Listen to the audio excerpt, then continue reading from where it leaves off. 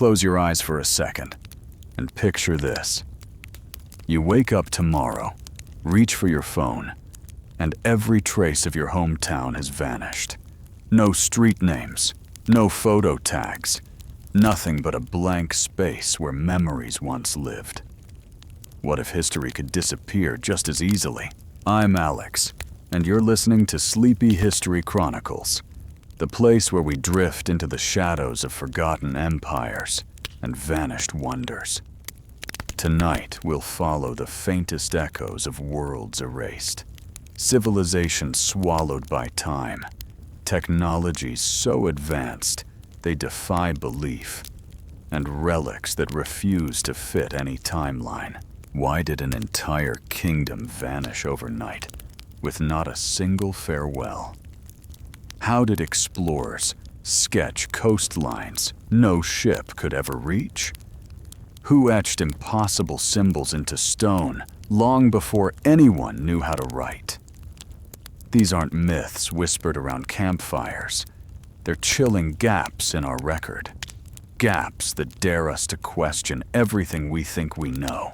So pull the blankets up. Let your mind settle into the twilight between sleep and wake, and join me on a journey through 3 hours of the strangest lost history you've ever imagined. No conspiracies, just the haunting puzzle of what was known, and then mysteriously forgotten. Ready to step beyond the edge of all we thought we knew? Then let the shadows welcome you. Let's unlock the first secret. And now, we enter a world where language dissolves and logic bends. A world inked by one man, and yet completely indecipherable by all others. In 1981, Italian artist and architect Luigi Serafini published a book unlike anything seen before. The Codex Seraphinianus. Over 3 pages of vivid, surreal illustrations, strange plants that morph into furniture, animals with mechanical anatomy, cities governed by incomprehensible rituals, all described in a script no one can read. Not because it's in a dead language, but because the language doesn't exist. It's entirely invented. There's no Rosetta Stone here, no secret key. And yet, when you flip through its pages, you feel something familiar, almost ancestral. Like your subconscious recognizes a pattern your mind cannot name. Serafini has said the Codex was meant to mimic the experience a child has before learning to read. The symbols carry rhythm, symmetry, repetition, but they offer no translation, just feeling. What makes the Codex haunting isn't just its absurdity, it's how it mirrors us. The book looks like knowledge, chaptered, indexed, annotated, but it withholds meaning, just like life often does. We search for structure, for understanding, for language that explains existence. And sometimes, we only find symbols. Some believe it's a philosophical prank. Others say it's a test, to see how long a human mind can tolerate beauty without comprehension. Or maybe it's a mirror for our obsession with deciphering the world, even when the world refuses to be decoded. There's no end to the Codex, no moral, no plot, just questions, and perhaps that's the point. It challenges not just how we interpret, but why we feel compelled to interpret at all. In the quiet of night, when language begins to blur and symbols float free, the Codex whispers a final riddle. What if meaning itself was never meant to be found? Up next, we'll leave surreal pages and return to ancient metal, an artifact so pristine it shouldn't even exist. From ancient code books to undecipherable alphabets, our journey now brings us to a single sheet of gazelle skin, stained, torn, and impossibly ahead of its time. It's known as the Piri Reis Map, a Turkish naval chart drawn in 1513 by Ottoman admiral and cartographer Piri Reis. At first glance, it appears like any early Renaissance map. But look closer. Really look. One section of the map, drawn with remarkable precision, appears to show Antarctica. Not the icy coastline we know today, but a version without ice. A lush, river-laced landmass, portrayed in shocking detail. The twist? Antarctica wouldn't be officially discovered until 1820, over 300 years later. So how could Piri Reis possibly have charted it? In the margins, Reis himself left notes. He claimed the map was based on even older sources, portolans, Greek documents, perhaps even maps from ancient Egypt. One note hints at maps from the time of Alexander. Another mentions the map used by Columbus. That's right. Piri believed he had inherited fragments from lost civilizations. Some skeptics argue the Antarctic resemblance is coincidence, that the map shows South America's eastern coast, stretched oddly. But others point to the Orontius Phineus map and the Buache map, both from later centuries, which also seem to portray Antarctica sans ice. And here's where things spiral. In 1953, a U.S. Air Force reconnaissance team reviewed the Piri Reis map and remarked, parts of it aligned uncannily well with seismic data of the subglacial terrain beneath Antarctica's ice cap. Terrain no one in the 16th century could have possibly known. So where did these ancient sources come from? Who passed down this geographic knowledge across collapsed empires and forgotten libraries? Did Piri Reis stumble onto the last echoes of a lost cartographic tradition? One that remembered the Earth not as it was in his time, but as it had been millennia before? It's not just a map, it's a portal. A whisper from the past that says, we knew more, and we lost it. From stones carved with impossible scenes, we now lift our eyes to the stars. In 1999, on a quiet hill near Nebra, Germany, two treasure hunters with illegal metal detectors stumbled onto something that would rewrite the history of astronomy. Buried beneath Bronze Age soil was a thin, corroded disk, just 12 inches across, studded with gold. At first glance, it looked like ornament, but upon closer inspection, the world gasped. The Nebra Sky Disk, dated to nearly 3,000 years ago. The disk depicts a night sky, complete with a full moon, crescent moon, a cluster of 7 golden dots believed to be the Pleiades, and a sweeping arc marking the solstice. It's the oldest known concrete depiction of the cosmos in human history. Thousands of years before telescopes, before Greek astronomy, before Babylonian charts, someone had mapped the sky and sealed it in bronze and gold. But it's not just beauty, it's precise. The disk's outer arcs align almost perfectly with the angle of the summer and winter solstices at Nebra's latitude. It could have helped its creators predict seasons, harvest cycles, and lunar phases. It was not just symbolic, it was functional. And it predates Stonehenge's alignment by centuries. Who created it? We don't know. There are no matching cultures, no written records, nothing else like it in Europe. Some archaeologists believe it belonged to a spiritual elite, an ancient priesthood who merged myth with science. Others suspect it was a relic, handed down from an even older forgotten civilization. Even stranger, the disk's gold came from Cornwall in England, and the copper from Austria.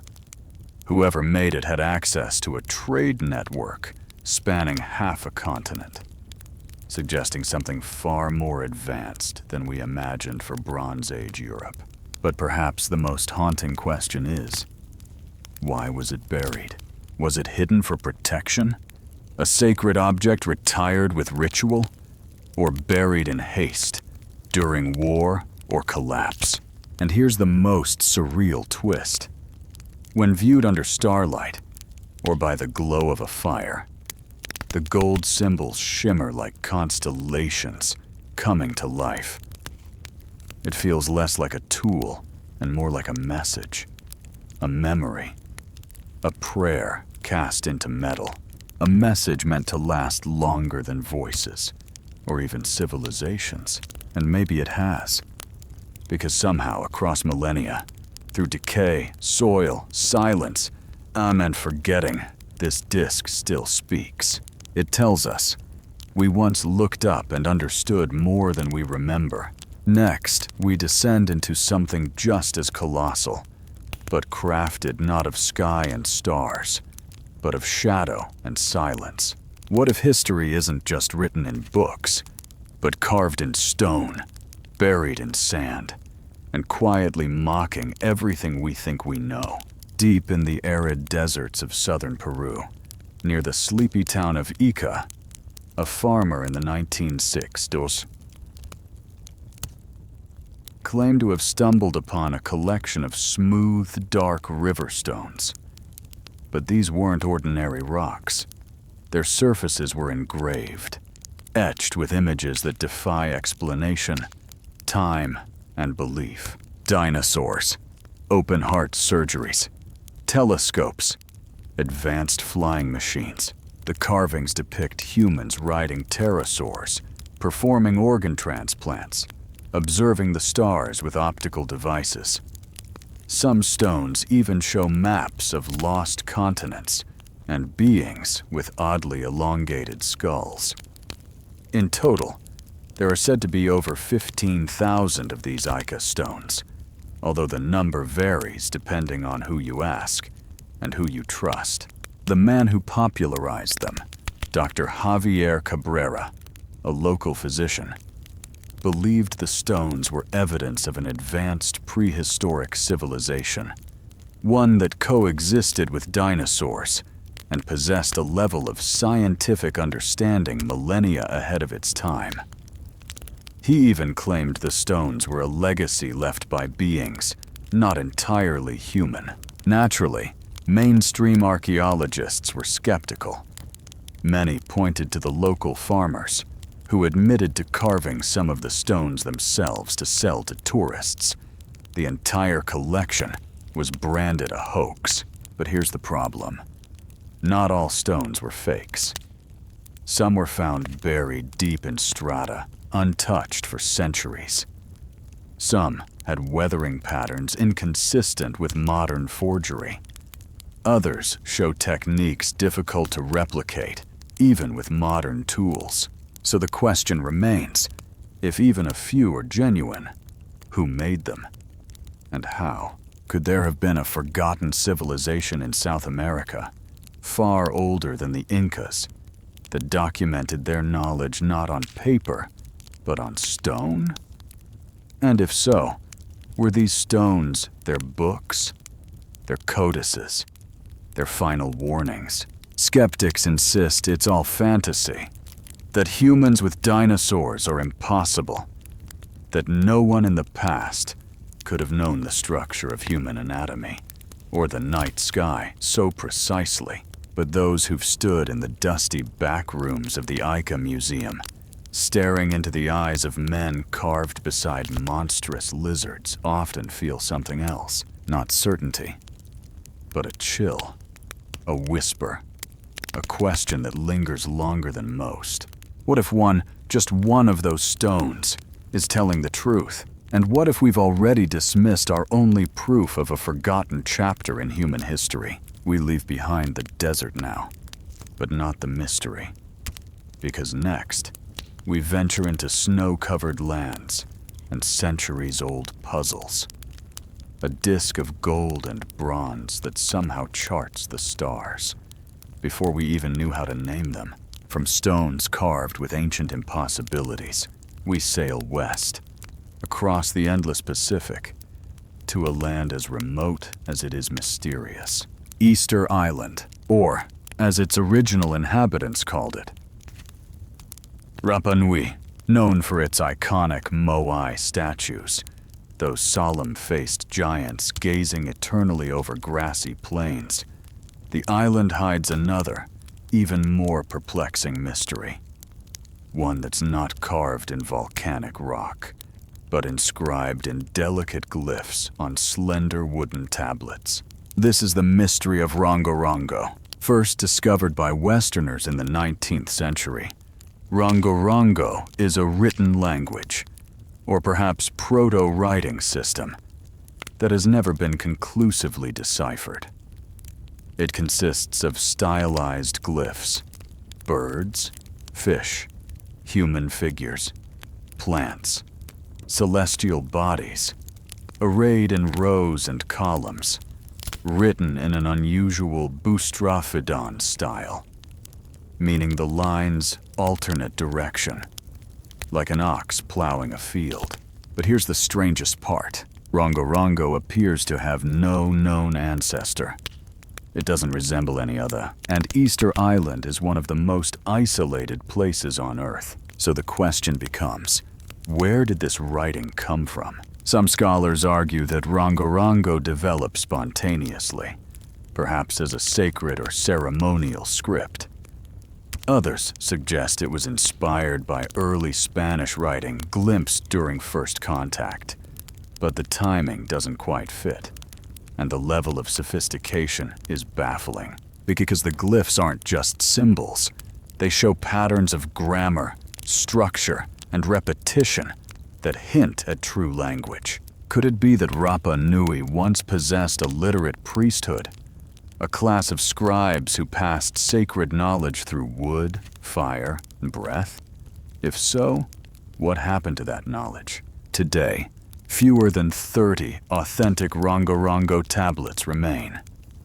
Many were lost in time, burned, traded, discarded, or destroyed during the island's colonization and Christianization. The native oral traditions that might have explained the symbols were suppressed, forgotten, or vanished with the last fluent elders. Attempts to decode Rongorongo continue, but progress is painfully slow.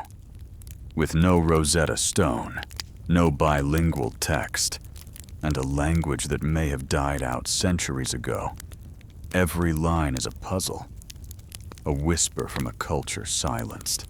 And yet, some researchers believe Rongorongo may encode astronomical knowledge, crop cycles, genealogies, or even migration records, tracing the great journeys that brought the Polynesians across the ocean. One tablet, for example, seems to depict lunar phases and seasonal alignment.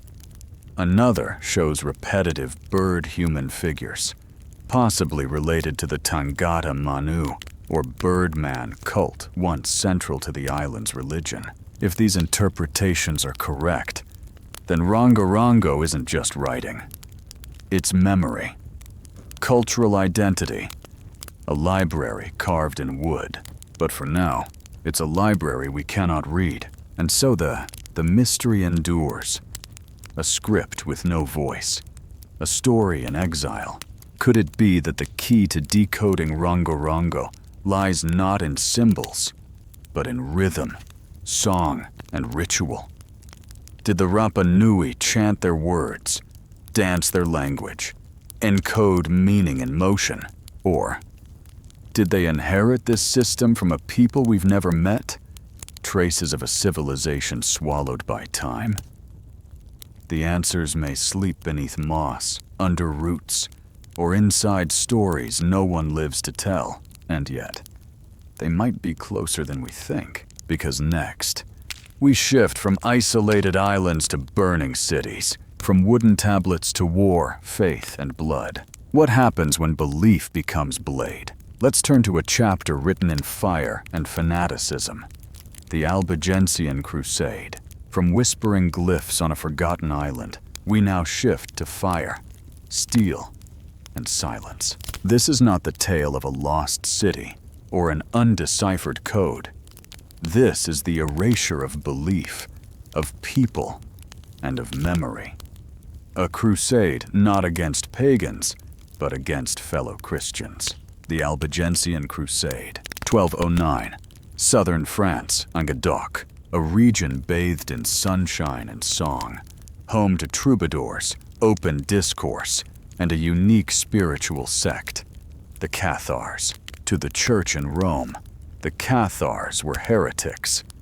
They believed in two opposing forces, light and dark, spirit and matter. They rejected the material world as evil. They didn't believe in the sacraments.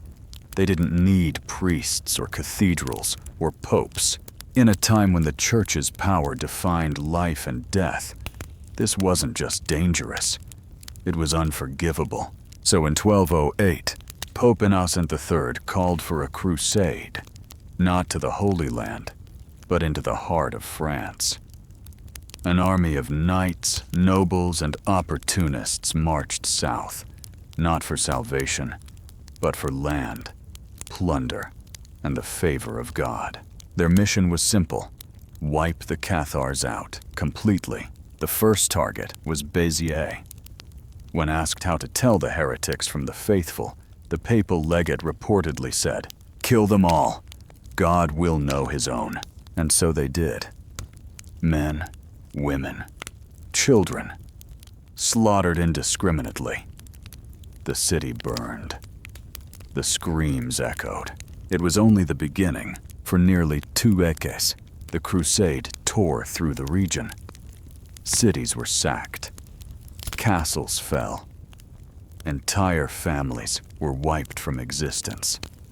The Cathars, once peaceful mystics, healers, philosophers, were hunted like animals. But it wasn't just a war of swords. It was a war of ideas. The church established the Inquisition here, its first experimental laboratory. Priests interrogated, tortured, and extracted confessions. Libraries were emptied, books burned, oral traditions silenced, generations erased from memory. The Cathars believed in reincarnation, in spiritual purity, in the divine within. They practiced equality between men and women, something almost unthinkable in medieval Europe. Their beliefs posed a threat, not just to doctrine, but to power, and so they were made to disappear. By 1244, the last Cathar stronghold, Montségur, fell. Over 200 perfecti, the spiritual elite, were given one chance: renounce your faith, or burn. They chose fire. One to be right, one to. They walked into the flames, silent, proud, unbending, and then they were gone. But were they? Because to this day, whispers of hidden scrolls smuggled out of Montségur, of treasures buried in the Pyrenees. Some even link the Cathars to the Holy Grail. Not a cup, but knowledge. A truth too dangerous to survive. Could it be that the Cathars weren't just mystics, but guardians of ancient wisdom? That what they preserved wasn't heresy, but a forgotten light? Or perhaps, what frightened the church most was not their blasphemy, but their clarity. A belief system that required no intermediaries, no gold, no power structures, just a soul seeking truth. What remains of the Cathars today is scattered. Stone ruins, a few recorded trials, songs with hidden meanings. But their story is not dead. It lives in questions, in shadows, in silence, and in the lands where they once walked. The wind still carries something, like a hymn you almost remember. Now we journey farther back, before the church, before crusades, into the highlands of an ancient kingdom lost in the folds of time. Stone walls rise among snow-capped ridges, echoes of a culture fierce, proud, and enigmatic. From sacred flames and silenced voices, we now trace our path back through fog and frost, into a kingdom older than Rome, hidden in the shadows of towering peaks and forgotten empires. The stone bastions of Urartu await. They say the past is written in stone, but some stones whisper, and some roar. High in the rugged mountains where modern-day Turkey, Armenia, and Iran converge, lies the ghost of a kingdom older than Rome and fiercer than myth. A land of thunder gods, cyclopean fortresses, and kings who carved their names not just into tablets, but into entire mountainsides. This was Urartu. In the 9th century BCE, Urartu rose from the mists, like a shadow twin of Assyria. And like a shadow, it was always there, just beyond reach. The two powers clashed like titans. But while Assyria left palaces and reliefs, Urartu left fortresses made of basalt blocks weighing tons, fitted without mortar, standing to this day against time and tremor. Who were these mountain kings? They called themselves Bai Nili, and their capital was Tushpa, now hidden beneath the modern city of Van. From here, their influence stretched across valleys and peaks, commanding complex irrigation canals, high-altitude citadels, and a network of cities that rivaled the mightiest of Mesopotamia. They built with a precision that defies the terrain. Think, massive walls perched on impossible cliffs, stone tunnels carved deep into volcanic rock. Some claim they engineered water systems so advanced, modern hydrologists still study their paths. And then there are the inscriptions, thousands of them. But here's the twist. We can read them, written in a cuneiform script adapted from Assyria. The Urartian texts don't hide their meaning behind mystery. They record royal conquests, temple dedications, and the usual boasts of empire. And yet, they leave us with more questions than answers.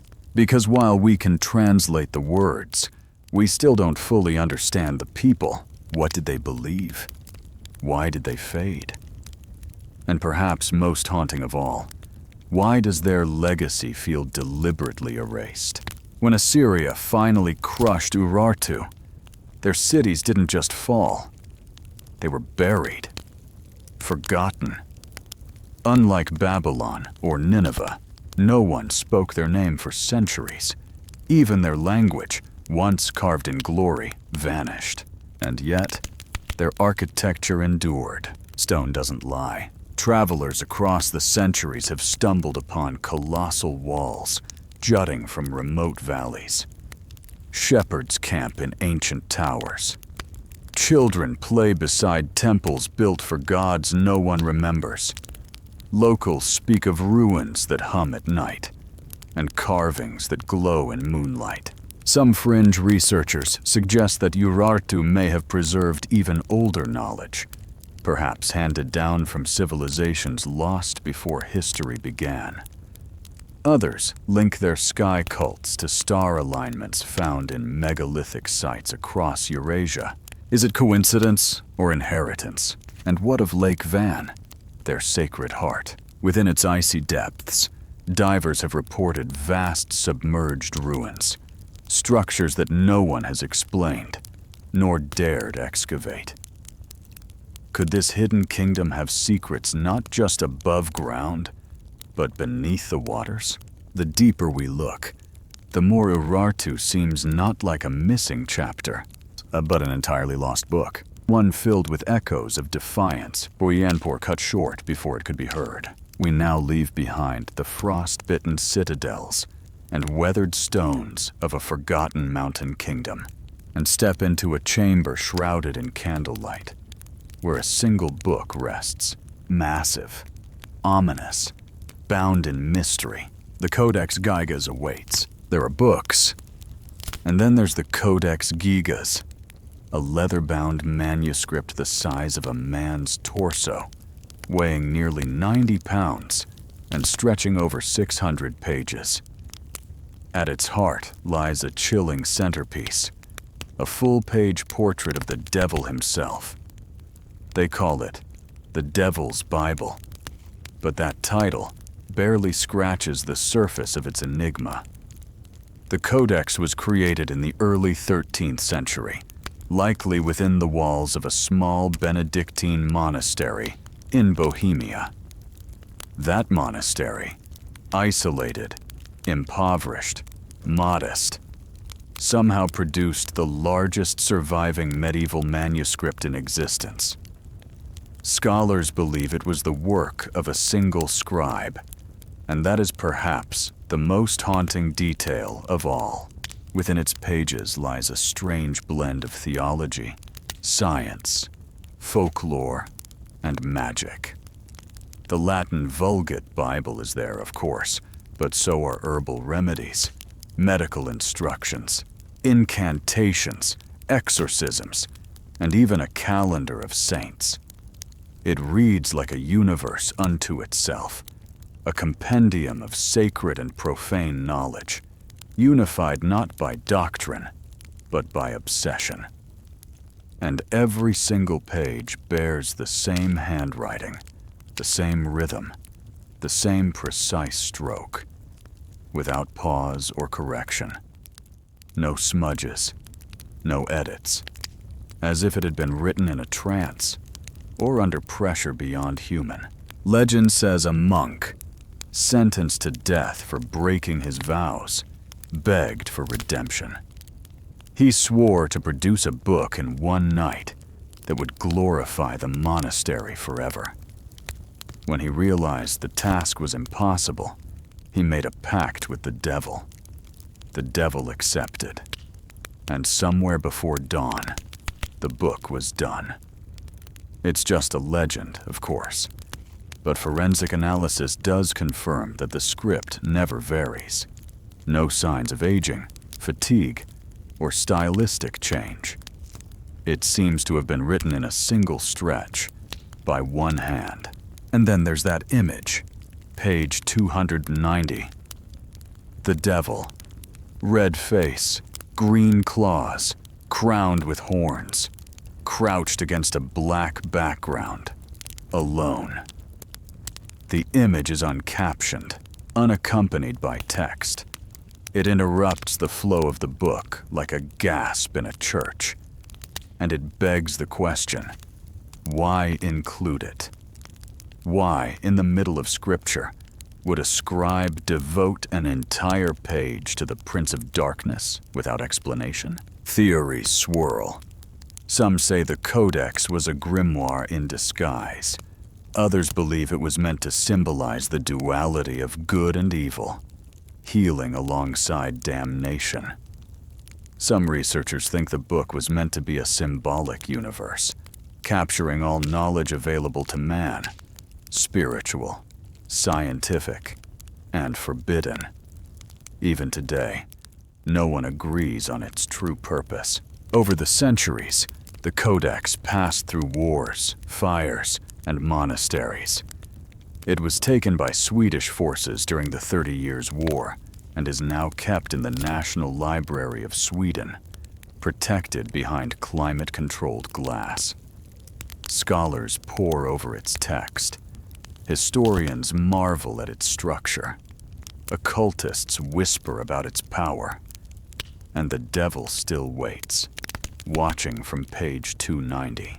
Could it be that the Codex Gigas wasn't meant to be read, but to be feared? That it's less a manuscript and more a mirror? It doesn't offer answers.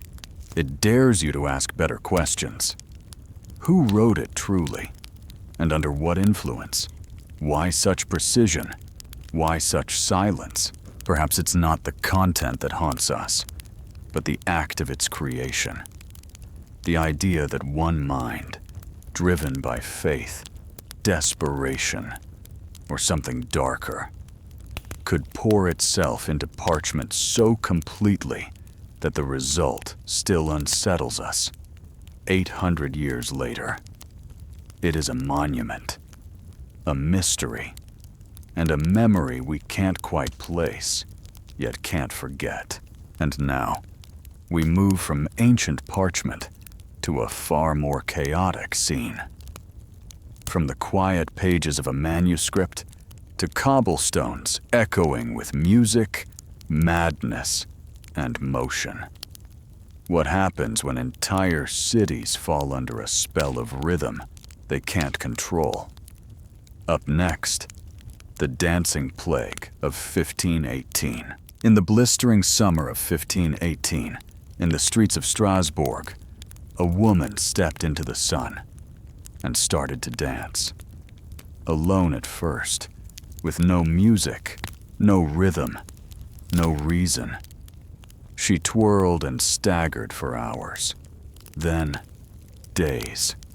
Her feet bled, her body trembled, but she could not stop. By the end of the week, 30 more had joined her. By the end of the month, over 400. What began as a strange spectacle quickly turned into a civic emergency. These people weren't entertainers or rebels. They were ordinary citizens, young and old, collapsing from exhaustion, some even dancing to their death. Witnesses reported cries of agony between rhythmic stomps, hands outstretched as if caught in a trance, eyes wide with terror. It wasn't celebration. It was suffering on a stage no one understood. Local leaders panicked. They called upon physicians, who ruled out supernatural causes and declared the illness a form of hot blood. Their remedy? More dancing. City officials cleared a guild hall, built a stage, hired musicians, believing that if the afflicted could just dance it out, the madness would stop. It didn't. It spread. But what was it? A psychological epidemic? Mass hysteria? A protest veiled in possession?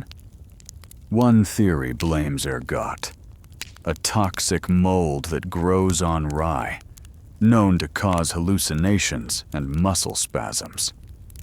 But that doesn't explain the contagious nature of the affliction, nor its selective focus on a single behavior: dancing. Other scholars suggest collective trauma, a population reeling from famine, disease, and war, had reached a tipping point and found expression in this strange physical language. The people couldn't scream, so their bodies moved instead. Still others believe it was a spiritual phenomenon, that the dancing was a form of involuntary penance or religious fervor, echoing the ancient processions of saints and martyrs. Or maybe it was possession, a curse, a whisper in the wind no one could hear, but all could follow. It's worth noting that similar outbreaks had occurred in the region before, dating back to the 14th century. Always in times of distress, always in tight-knit communities, and always with the same unnerving detail. Once it began, no one could look away, because deep down, something about it felt familiar. There's something haunting about a body that won't obey its own pain, that dances not for joy, but for relief, as if the rhythm itself becomes the only way to survive the silence inside. Maybe that's what makes the dancing plague so disturbing. It wasn't rebellion. It wasn't ritual.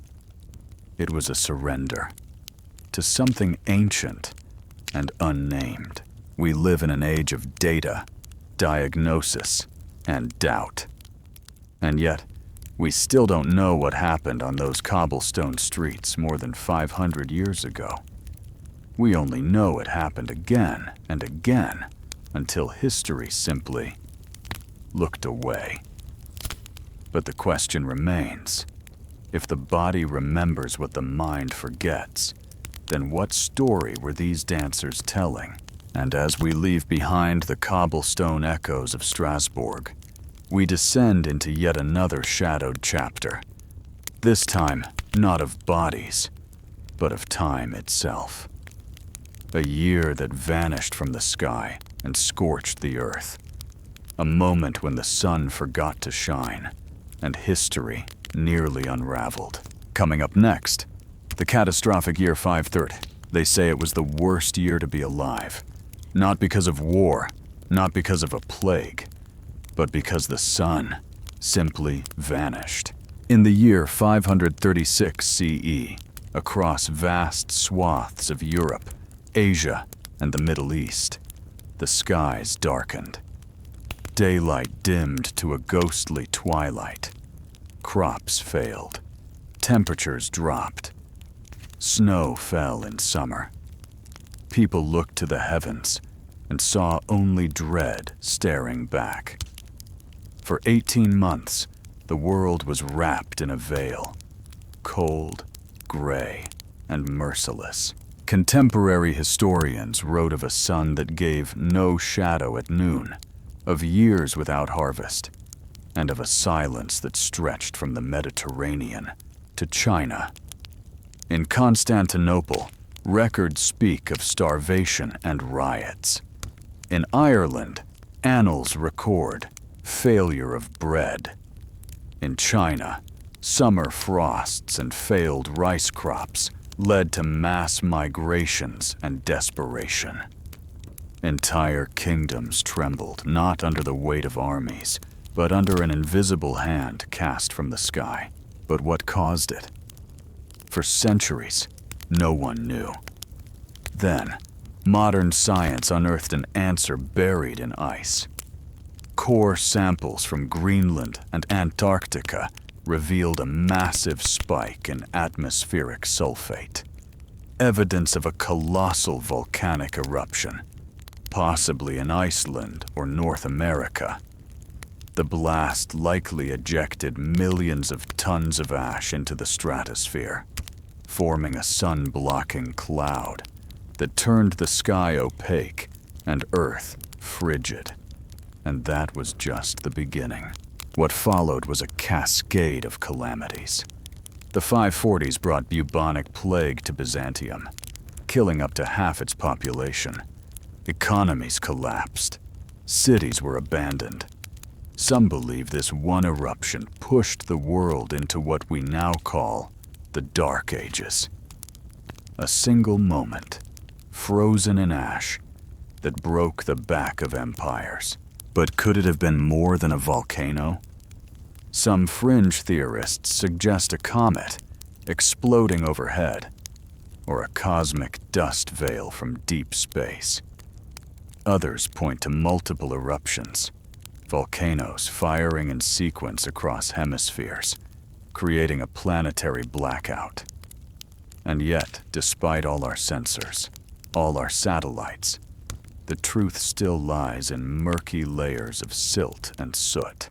There's something deeply unsettling about a world where the sun disappears and no one can stop it, where time bends around uncertainty and survival becomes an act of faith.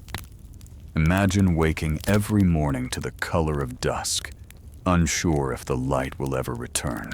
And still, humanity endured. Through frost-bitten fields and empty markets, through whispers of the end and prayers for mercy. They adapted. They told stories. They passed down memories of a sky that once betrayed them.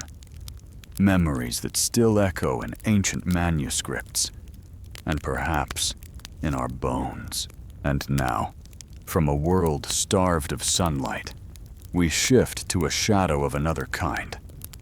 One forged not in the sky, but in secrecy and power. A forgotten realm that once thrived in silence, shaping borders and legends, and then vanished. Up next, the Khazar Empire, emerging from the wind-swept steppes between the Caspian and Black Seas. The Khazar Empire once stood as one of the most enigmatic powers of the early medieval world. Neither entirely Eastern nor Western, the Khazars forged a unique identity at the crossroads of empires, trading silk with the Tang dynasty, clashing with Arab armies, and playing chess with Byzantium and Rus. But what truly sets them apart is not just their geopolitical savvy, but the theological thunderclap that still echoes today. Their elite conversion to Judaism. This wasn't a whisper in history. It was a thunderous anomaly. In a world where empires rose beneath the banners of Christianity and Islam, the Khazars embraced a third path.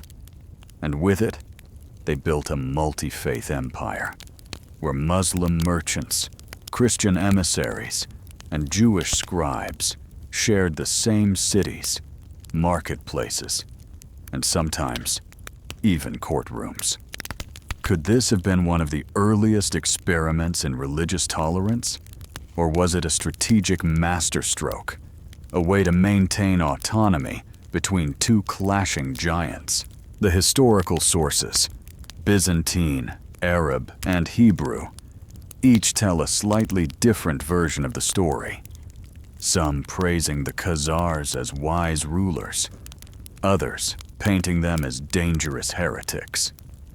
Archaeology offers only fragments, fortress walls, ceremonial artifacts, and diplomatic correspondence hinting at a world where tolerance, trade, and espionage all thrived together. And yet, their sudden vanishing is as mysterious as their rise. By the 10th century, the empire faded from records. Some theories speak of conquest, others whisper of assimilation, or even deliberate erasure. But the most enduring question remains: where did they go? And what legacy did they leave behind today? Echoes of Khazaria ripple through genetic studies, geopolitical polemics, and fringe conspiracies. But at its heart lies a story far more nuanced, a civilization that dared to choose a path all its own, standing defiantly between titans and vanishing before the world was ready to understand it. And speaking of vanished powers and silent intrigue, we now drift westward toward a strange set of bronze relics that resemble nothing else on Earth. Strange objects with 12 faces scattered across Europe, left with no explanation.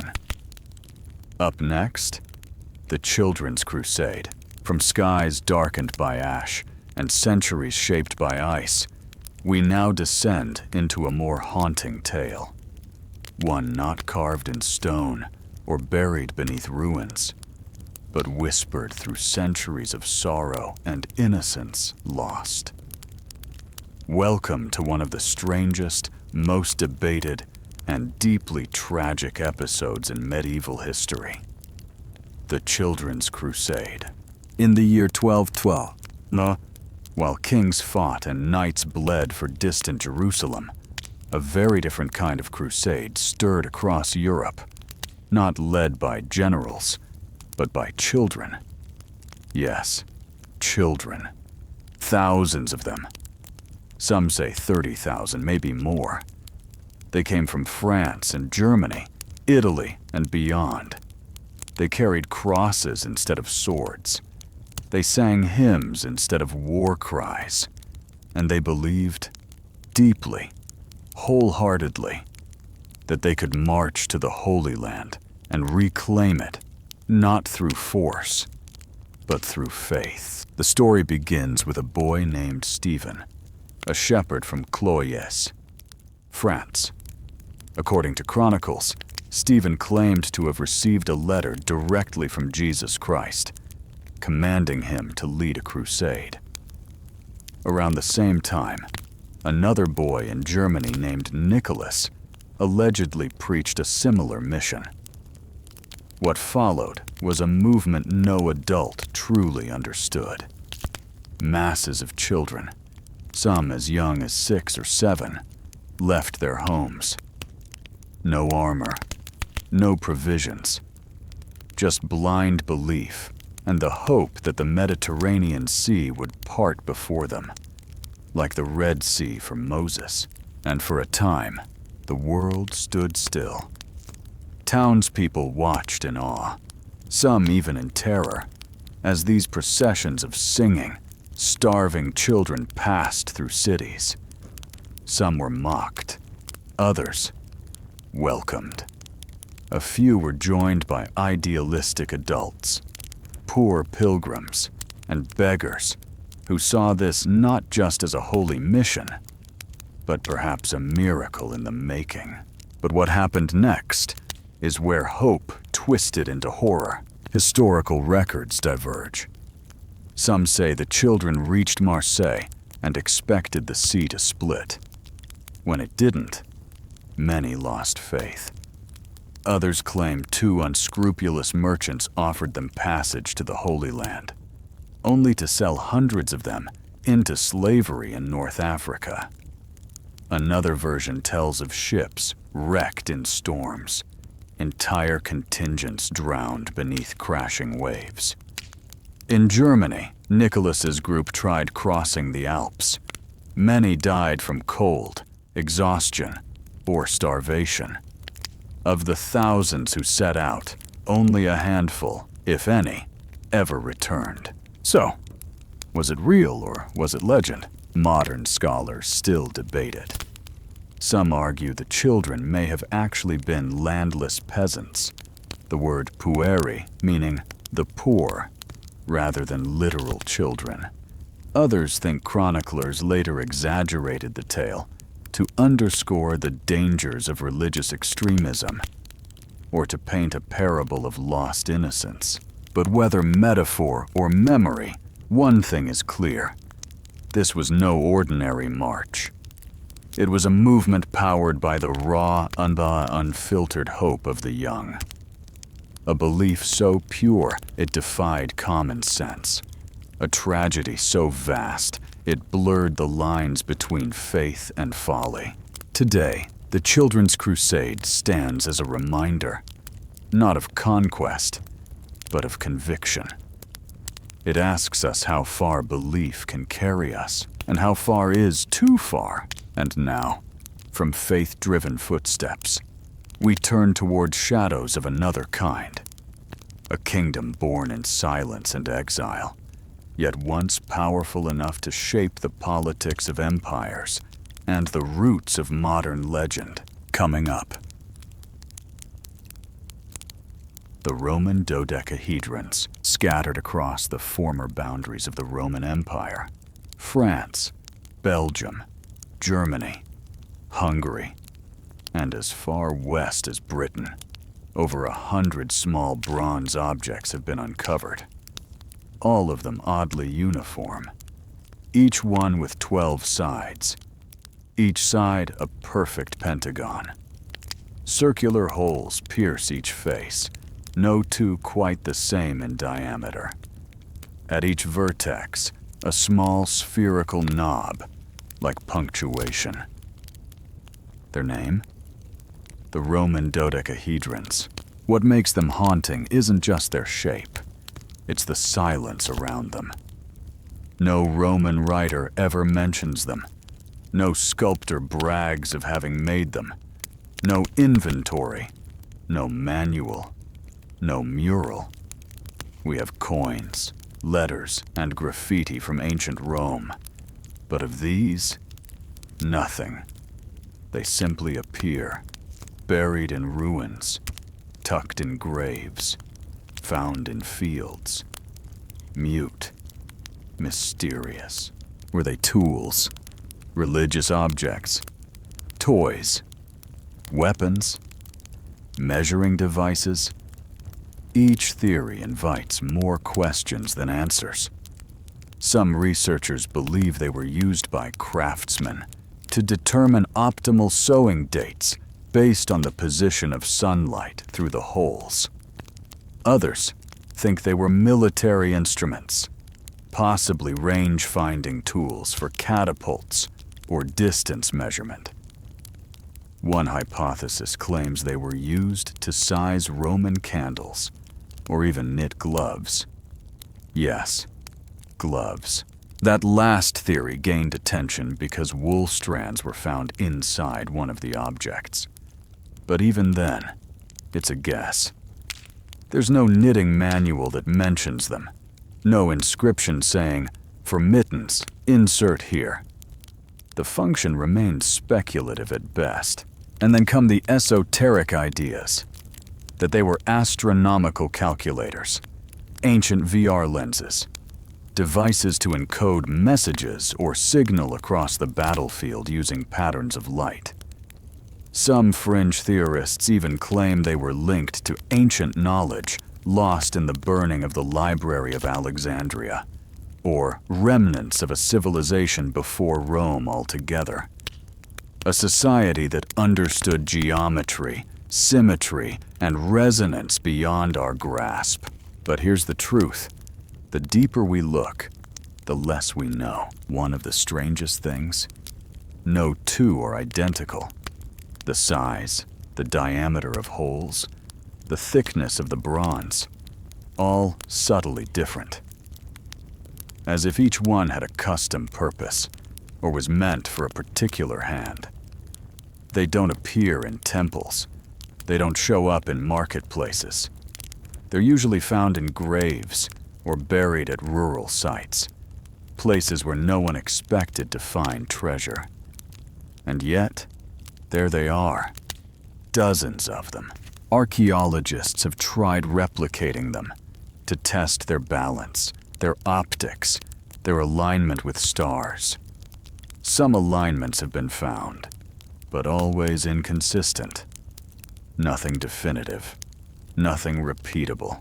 It's rare that something from ancient Rome, one of the most well-documented civilizations in history, should remain so utterly untraceable. We know what Roman toilets looked like.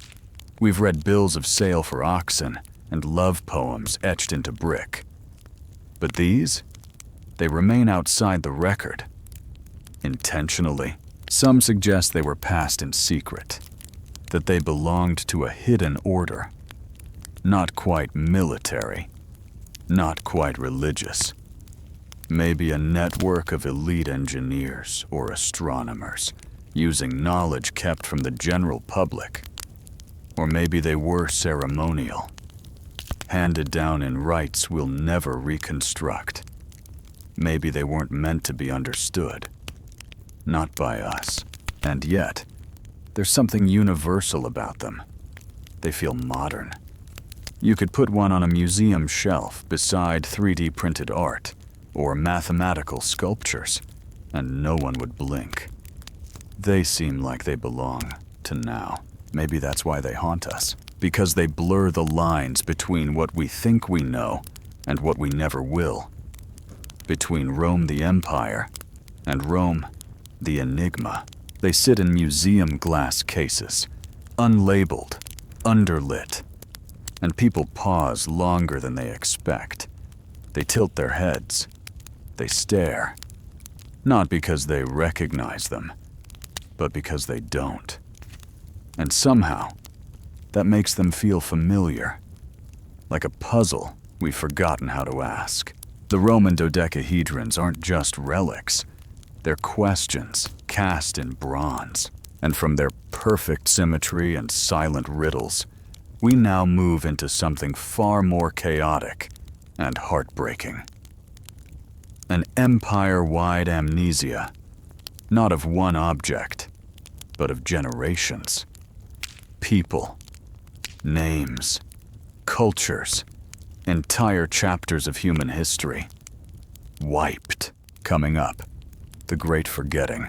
We often imagine human history as a steady ascent, a timeline of continuous progress, tools to machines, tribes to empires, ignorance to enlightenment. But what if that line is not so straight? What if it is broken, again and again, by long, quiet falls? Hidden beneath ruins and behind timelines, there's a far stranger pattern. Not just what we've discovered, but what we've lost.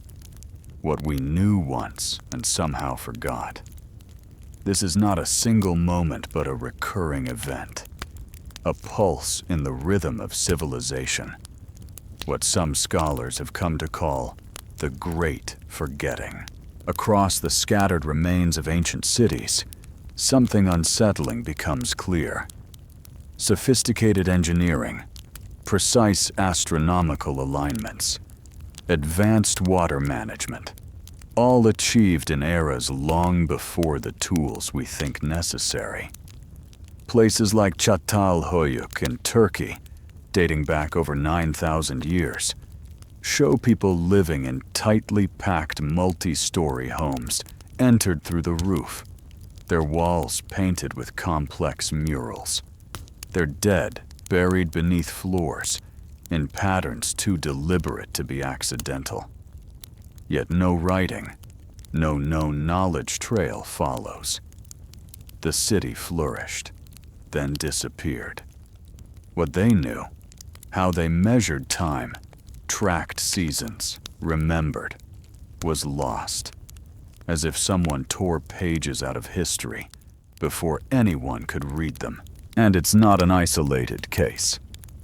The Indus Valley civilization boasted advanced sewage systems and standardized architecture in 2500 BCE, yet their script, the Indus script, remains undeciphered.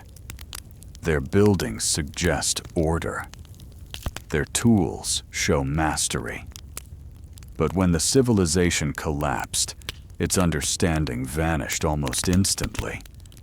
There are no translations, no continuation of its language, no surviving manuals of knowledge.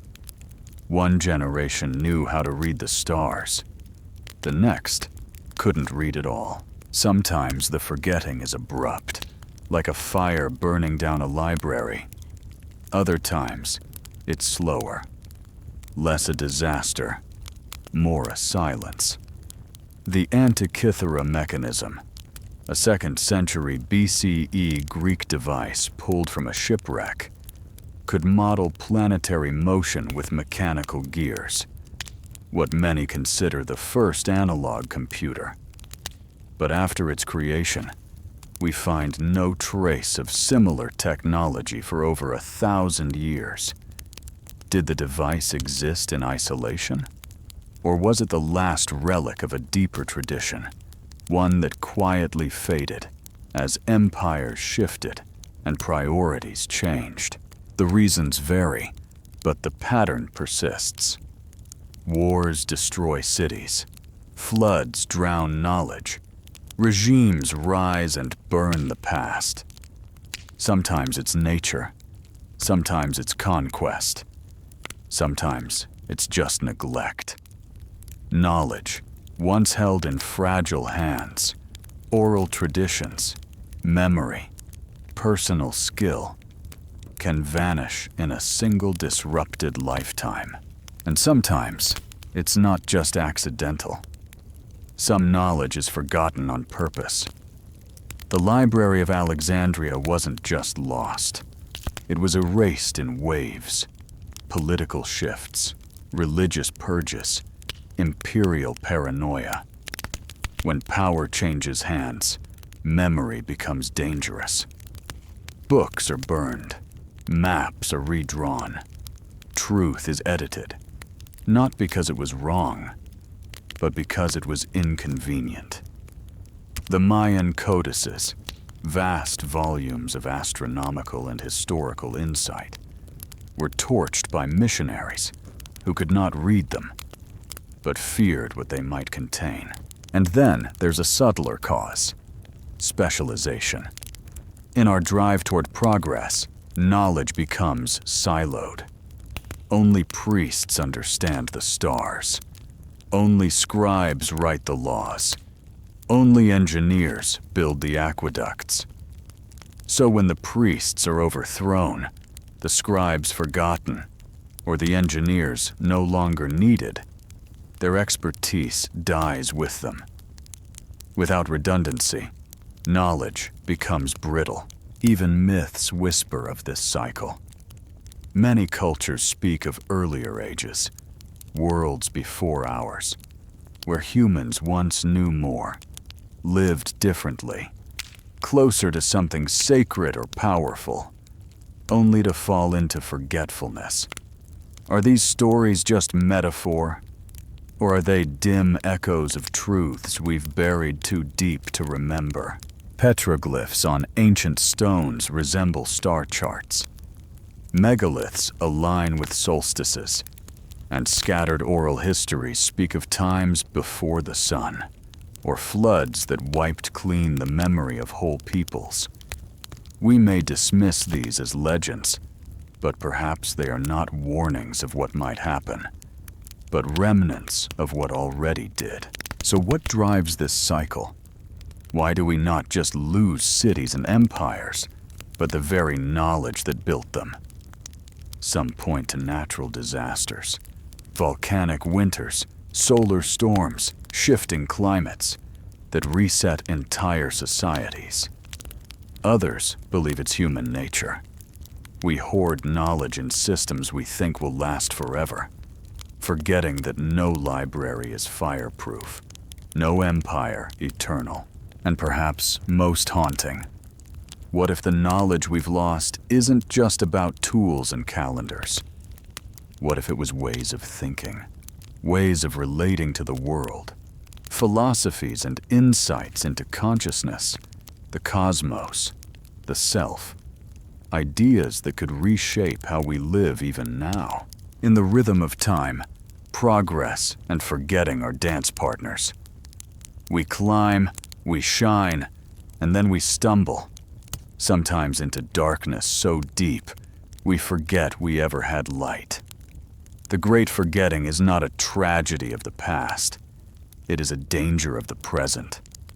Because the real question isn't just what we've forgotten. It's what we're forgetting now.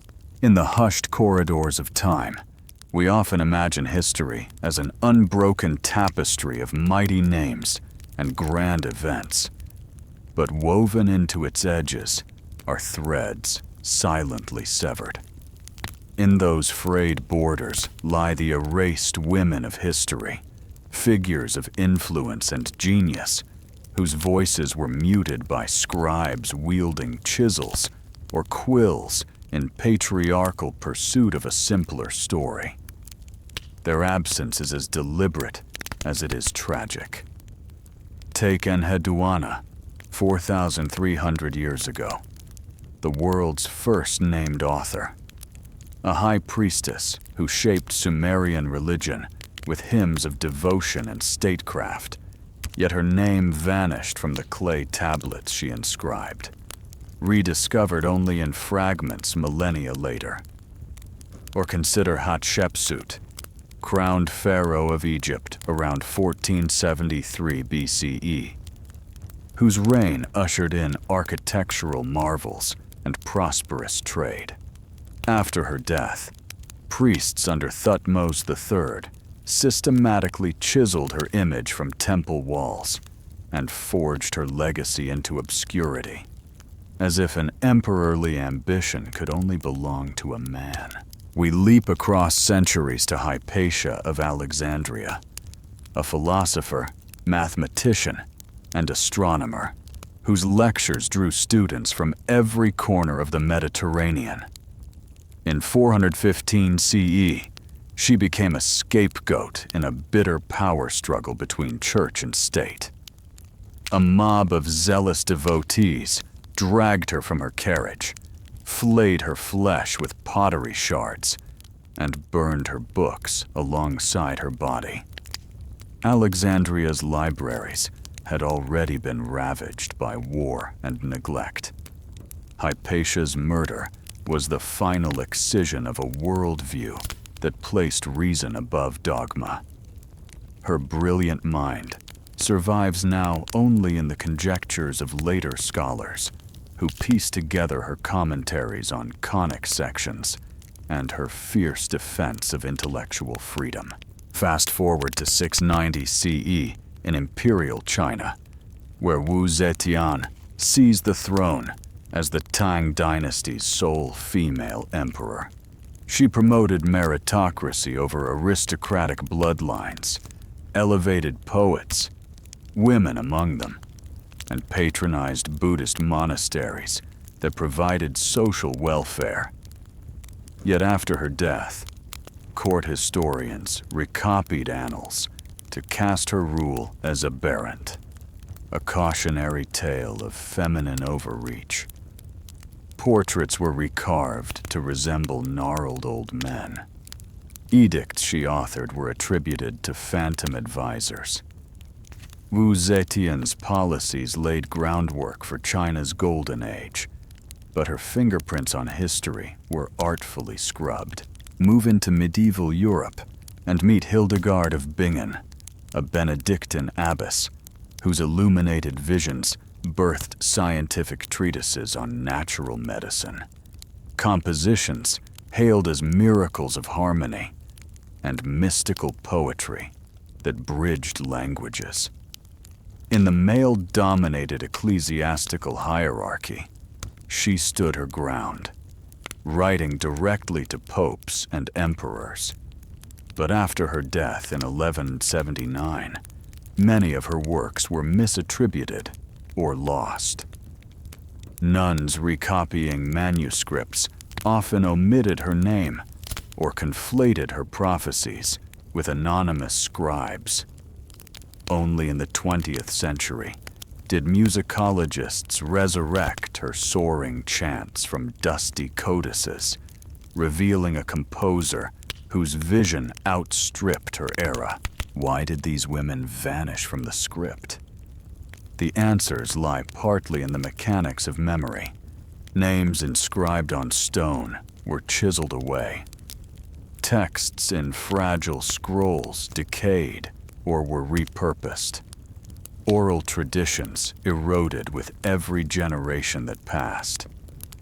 But beyond accident lurked intent. As empires solidified, as religions institutionalized, as wars redefined borders, ruling classes suppressed inconvenient narratives.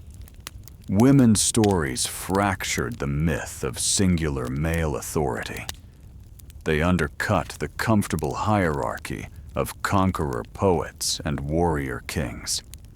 So chroniclers chose to remember triumphs aligned with male ambition, consigning their female counterparts to half-forgotten footnotes. Yet erasure is never complete. Archaeologists now unearth Hatshepsut's obelisks beneath layers of sand. Digital humanities project scan palimpsests for faint traces of Enheduanna's seal. And feminist scholars pore over marginalia to reclaim Hypatia's voice. Rediscovered fragments of Wu Zetian's own edicts survive in Buddhist caves, and Hildegard's razor-sharp observations on disease prefigure modern microbiology. Each recovered syllable reminds us that history is not a monolithic truth, but a dialogue between what was recorded and what was allowed to endure. The significance of these recoveries stretches beyond scholarly triumph. When we name Enheduanna, we acknowledge the very birth of authorship. When we read Wu Zetian's reforms, we glimpse an imperial vision unbound by heredity. When we hear Hildegard's choir echo across a cathedral vault, we experience a sonic testament to female creativity. These women did not simply live their lives. They reshaped the social, religious, and intellectual landscapes of their worlds. Their stories compel us to confront the violences of forgetting, and to ask whose stories our own era might be silently discarding. Today, initiatives digitizing manuscripts and repatriating artifacts to local custodians provide hope that future erasures will meet modern corrections. Public history projects spotlight female figures once hidden behind patriarchal subtitles, while communities worldwide celebrate anniversaries of milestones achieved by women whose names once vanished from official chronologies. Yet the work is far from done. For every Hildegard exalted in concert halls, countless other women, soldiers, healers, engineers, poets, remain obscured, their legacies muffled by the same cultural silences that hid them for centuries. The erased women of history still stand in the margins of our collective memory, waiting for their stories to be fully told. As we map human achievement from Sumer to Tang China to medieval Europe and beyond, let us widen our lens to include every voice that has shaped our world. Only then can we begin to stitch together a history that reflects not a handful of powerful names, but the rich, kaleidoscopic tapestry woven by all of humanity, women and men, remembered and rediscovered together. Perched like volcanic sentinels off the northwest coast of Africa, the Canary Islands emerge from the Atlantic in wind-whipped splendor, a tapestry of black lava plains, towering pines, and sheer cliffs plummeting into turquoise depths. Today's postcard-perfect beaches and resorts obscure a far older, altogether stranger story, that of the Guanches, the island's vanished first inhabitants. When 15th century Spanish sailors landed, they found a people whose very presence defied expectation. Tall, fair-haired, strikingly European in appearance, yet living here in utter isolation. No boats, no written records, no kin on neighboring shores. They dwelt in sea-carved caves, reared goats and sheep, taught their children by word of mouth, and honored the dead with an Egyptian-style mummification process whose craftsmanship still leaves us breathless. How did they arrive? The prevailing theory casts them as North African Berbers, blown off course or setting sail around 1000 BCE. Genetic and linguistic echoes link them to Amazi tribes. But if true, why did they abandon seafaring? No rafts, no harbors, not even simple dugouts. Some scholars suggest accidental drift on ocean currents. Others speculate that a sacred taboo severed the art of navigation, trading boats for cave sanctuaries. Whatever the truth, by the time Europeans rewrote the map, the Guanches had transcended mere castaway status. They were something new. Language, too, bore their imprint. Today's Silbo Gomero, a whistled tongue carried on the wind across ravines, survives as a faint echo of Guanche speech. Imagine standing on a wind-swept terrace, the ocean's roar behind you, as whistles, high-pitched, haunting, trace syllables down the canyon wall. It's a living echo of an otherwise lost culture. Their spiritual world, glimpsed only through conquerors' chronicles, invoked a supreme sky deity. Dualities of light and darkness, rituals atop sacred peaks. Scholars have noted curious parallels to Zoroastrian cosmology. Yet without trade routes or texts, these links remain tantalizing mysteries rather than proof. What offerings were made at basalt altars? Which stars guided their festivals? The answers lie buried in volcanic ash and fractured oral fragments. The Spanish conquest of the late 1400s proved swift and merciless. Armed with steel swords and horses, invaders overwhelmed Guanche defenses in a series of bloody clashes. By the end of the 16th century, the proud cave-dwelling people had all but vanished as a distinct society, absorbed, enslaved, or perishing from disease. Their language was banned, rituals suppressed, mummies raided for curiosities. Within decades, the Guanches existed only in the genetic code of islanders and in bones unearthed by archaeologists. Yet hints of their legacy endure. Place names like Tenerife, whisper of ancestral tongues, a handful of folk customs, pottery shards, and cave art offer fleeting windows into their lifeways. In 1999, a cache of Guanche mummies discovered in Tenerife's highlands revealed resin-sealed wrappings and braided leather cords. Craftsmanship matching Old Kingdom Egypt in precision, yet born of a world oceans away. Fringe theories propose even grander connections. Pre-Columbian voyages linking Africa, Europe, and the Americas. A lost Atlantic civilization, of which the Guanches were the final survivors.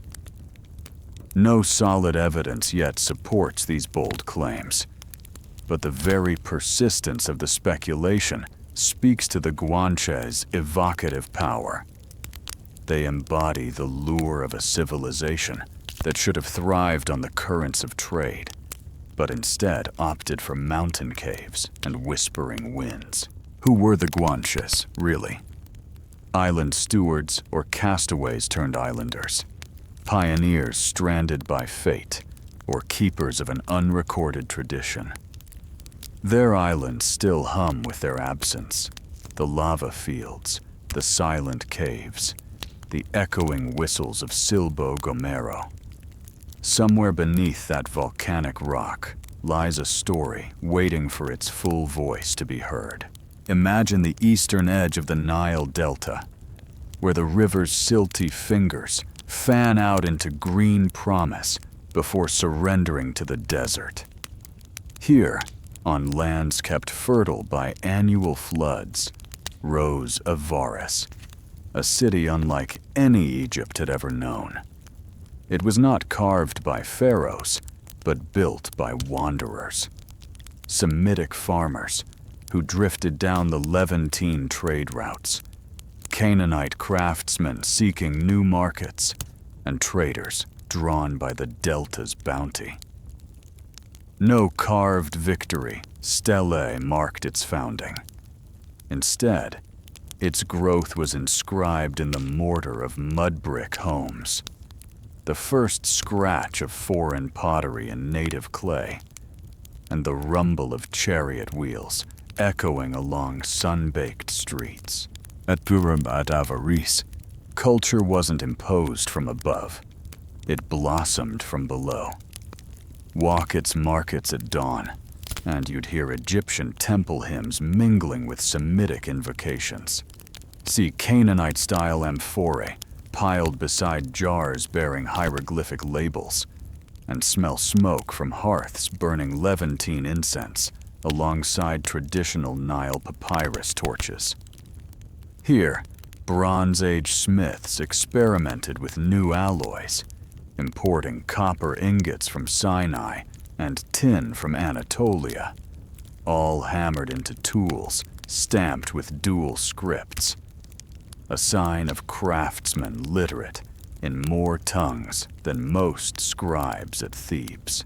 Temple precincts revealed the same fusion, shrines honoring an Egyptian Amun-Re alongside altars to Asherah.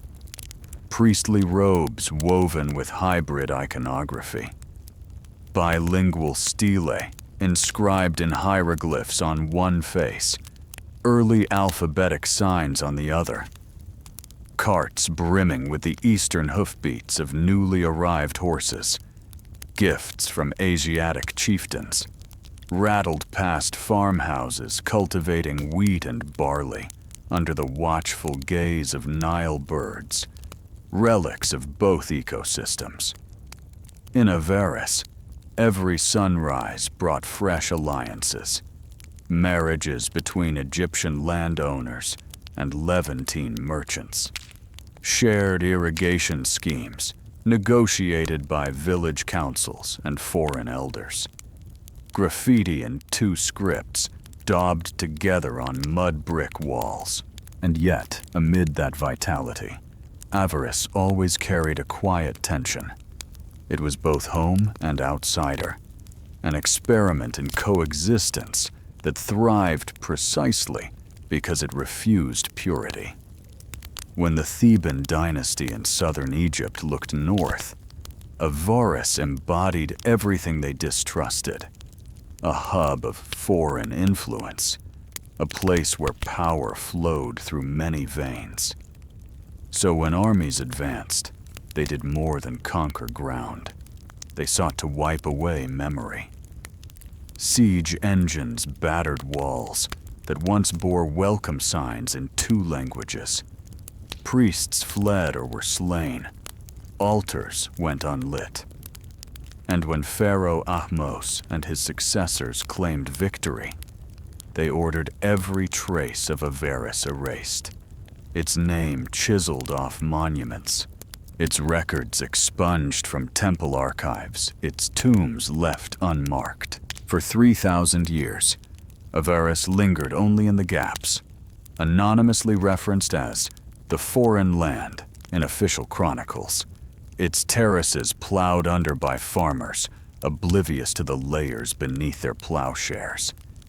It wasn't until 20th century archaeologists wielded trowels and sieves across Tel El Daba's fields that the city re-emerged. Excavators uncovered grand halls where cobalt blue faience tiles once gleamed, pits filled with glass beads pressed in workshops that served both Egyptian aristocrats and Asiatic traders, mass graves hinting at a final, desperate defense, victims of battle or disease we may never know. In those dusty trenches, bilingual Ostraka made shopkeeping mundane and revolutionary at once. Invoices scribbled in hieratic alongside early alphabetic notes, listing grains, oils, and imported wine. Pottery rims traced trading routes from Byblos to Memphis. Cylinder seals pressed into clay spoke of legal contracts anchored in 2 worlds. Here, the environment itself conspired to preserve Avaris's story. Waterlogged layers sealed wooden doorposts. Silt buried archives in perfect stratigraphy. The Nile's sedimentary generosity shored up evidence of a city once deemed unworthy of remembrance. Standing today amid those unearthed walls, you sense the city's heartbeat still pulsing under the sand. It reminds us that history is not only written by victors, but erased by them too. Avaris's tale forces hard questions. What arts were lost when its artisans scattered? What philosophies died when its scribes were silenced? What agricultural innovations vanished when its fields were razed? The earth beneath those crumbling foundations holds whispers of shared festivals, hybrid rituals, and everyday camaraderie between people who chose connection over isolation. And if Avaris could be so fully expunged, its very name scrubbed from pharaonic lists, how many other bridges of culture, built in hope and cooperation, have been swept away by the rhetoric of purity? In the delta breeze that still ripples golden wheat, avarice speaks quietly, but insistently. The most fragile thing in human society is its memory. And the greatest loss is not when walls fall, but when our willingness to remember falls, even faster. So, as we peel back those millennia in our minds, let Avaris stand as both a cautionary tale and an inspiration. A city that dared to blur borders, only to be buried for its bravery, and rediscovered as a testament to the power and peril of unity. In its ruins lies a silent promise the world forgets at its own risk. Tucked away in the rolling hills between Tuscany and Umbria, on a patch of land so small you might miss it on a map, existed one of the strangest political experiments in European history. A country born not from revolution or conquest, but from a clerical mistake. This is the story of Cospaia, a republic that never should have existed, yet somehow endured for nearly 4 centuries. In 1441, during a border adjustment between the Papal States and the Republic of Florence, a surveying error occurred. A narrow strip of land, less than a mile wide, was left off both maps. It fell between the dotted lines, claimed by no one, noticed by few. But the people who lived there noticed. And rather than wait for a bishop or duke to correct the oversight, they declared themselves independent. No fanfare, no war, no treaty. Just a quiet refusal to be ruled. They called it the Republic of Cospaia. There were no kings, no lords, no army, and no formal government. There were no taxes, no official bureaucracy, no written constitution. Just families, fields, and an understanding. This place was free.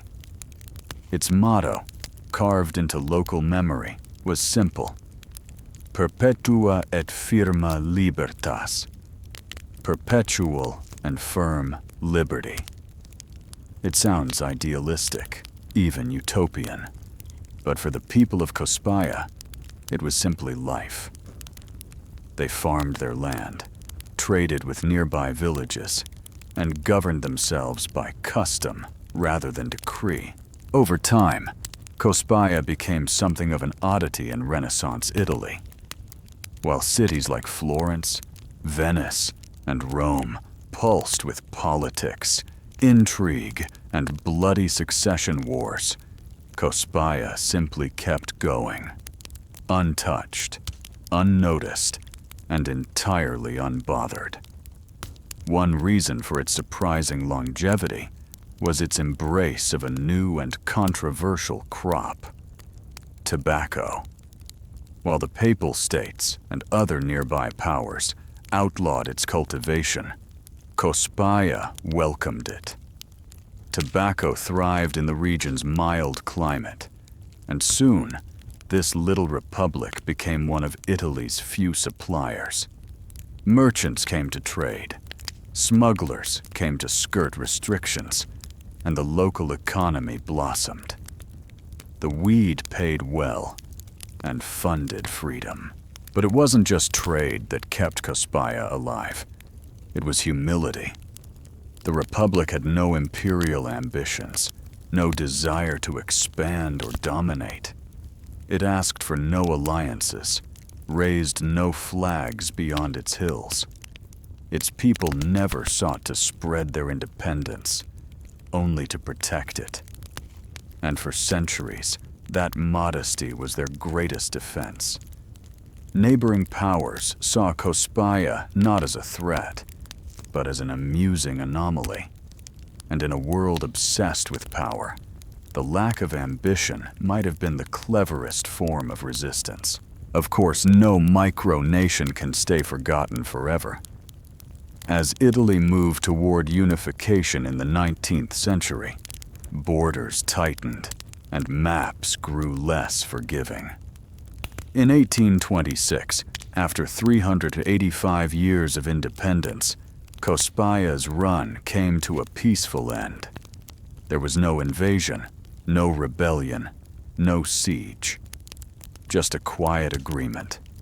Half the land would go to the Grand Duchy of Tuscany, the other to the Papal States. And with a few strokes of a pen, the Republic of Cospaya was gone. But what it left behind wasn't just history. It was legend. What makes Cospaya's story so powerful isn't its drama. There was none. But its defiance of the rules we take for granted. In a time when Europe was dominated by kings, empires, and holy decrees, Cospaya proved that freedom could exist without force, that a society didn't need formal institutions to function, and that people, left alone, might govern themselves better than any external authority could. Some scholars argue Cospaya survived because it was too small to matter, a geographical footnote. Others say it was precisely because it didn't follow the typical blueprint of a state that it endured so long. It didn't try to make history. It slipped past it. And yet, in doing so, it wrote one of the most quietly radical chapters in it. Even today, if you walk the cobbled paths of the old village, you'll find locals who still recall their ancestors' independence with pride. A few scattered signs remain, and the tobacco heritage is still visible in regional customs. But mostly, what remains is the spirit. A reminder that liberty doesn't have to shout. Sometimes it simply whispers, persisting not through might or mandate, but through the will of ordinary people who choose not to be ruled. And so, in a world that often tells us power must be seized, borders must be enforced, and freedom must be won in blood, Cospaya offers a gentler truth, that sometimes freedom slips folded in linen and time. Beneath the soaring arches of Turin Cathedral, the Shroud of Turin beckons us into a silent mystery as profound as life and death themselves. 14 feet of sepia-hued cloth bear the barely perceptible imprint of a man's body. Slender arms crossed at the wrists, wounds at the feet, scourge marks across the shoulders, a spear's clean thrust into the right side, and a crown of thorns etched in faint brown stains above a weary brow. Under everyday light, these signs murmur secrets. In a photographic negative, they explode into stark relief, revealing the face of suffering itself. Eyes closed, mouth slack, as if caught between final breath and something beyond. Our story truly begins in 1354, when a French knight first unveiled the linen to a curious world. Immediately, the shroud became both spectacle and sacrament. Pilgrims said they felt warmth emanate from the cloth. Priests declared healing miracles. Skeptics called it a clever hoax. For the next centuries, the shroud passed through noble hands, surviving a destructive fire in 1532, a hasty patch job by nuns, and innumerable pilgrimages, each era layering on its own legends. Then came a moment that changed everything. 1898. Amateur photographer Secondo Pia dared to point his bulky plate camera at the shroud. When he developed the glass negatives in his makeshift darkroom, he discovered not a ghostly smudge, but a living face. Every wrinkle, every blood stain, every anguish-filled detail was suddenly visible in uncanny three-dimensional clarity. No medieval artist could have painted such an image. No brushstroke, no pigment, no outline. Yet there it was, an image seemingly encoded directly into the linen fibers. The 20th century ushered in scientific scrutiny. In 1970,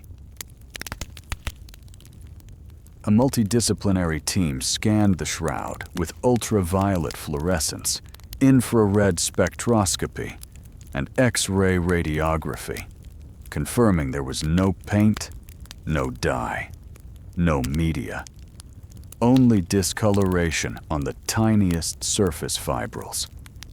Under electron microscopes, pollen grains surfaced, some species native only to the hills around Jerusalem. The linen's weave pattern matched tomb cloths from 1st century Palestine. But the most dramatic blow came in 1988, when 3 independent radiocarbon laboratories dated a fragment to AD 1260 to 1390, seemingly consigning the shroud to medieval Europe. Yet that verdict has never fully satisfied. Critics point out that the sample tested lay in a corner repeatedly handled, repaired, and exposed to candle smoke, conditions ripe for contamination. Meanwhile, the image itself remains inexplicable by any known medieval technology. The discoloration rests only on the very top threads, less than 1/millionth of an inch deep, without bleeding or migration into the fibers below. It lacks any directionality, no brushstrokes or rubbing patterns. It stands apart from every other work of pre-photographic art. So how was this image formed? Natural explanations abound. Some chemists propose a Maillard reaction, a chemical bond between amines from a decomposing body and carbohydrate impurities in the linen, triggered by heat or ammonia gas. Others suggest a brief burst of ultraviolet radiation, as if the cloth absorbed an energy discharge at the moment of resurrection. Fringe theories involve cosmic rays or quantum effects, hypotheses that, though untestable, underscore our ignorance. But science alone cannot capture the shroud's power. It is a relic that lives between belief and doubt, an artifact that asks its beholders, what do you choose to see? For believers, it is the burial cloth of Jesus, the final shroud removed in triumph as the tomb lay empty. For skeptics, it is a masterful medieval forgery, an ingenious work of devotional propaganda. Yet for all of us, scientists and pilgrims, and philosophers, it remains a challenge to our definitions of art, history, and faith. We transition now from the surface of the linen to the depths of our own hearts. Imagine standing before the glass-encased cloth, the hush of the cathedral around you, the distant echo of choir voices, and feeling an almost gravitational pull toward that blurred silhouette. Is it simply a man's shadow etched by time? Or is it an imprint of something far more profound, an echo of a moment when life itself overcame death? Modern custodians of the shroud treat it with both reverence and caution. Every few years, it is displayed to the public in a grand exposition, drawing hundreds of thousands of visitors. Each visitor brings a story, a doubt they hope to assuage, a prayer they long to lift, or a memory they wish to honor. In the flickering candlelight, that ghostly image seems to breathe, almost whispering, "Look closer." The shroud's greatest triumph may be its invitation to wonder. In a world inundated with information, it offers an unresolved mystery, an open question that refuses easy answers. It stands as a testament to the enduring human impulse to seek meaning at the edge of the known. Whether you approach it as artifact, art, or sacrament, you cannot leave unmoved.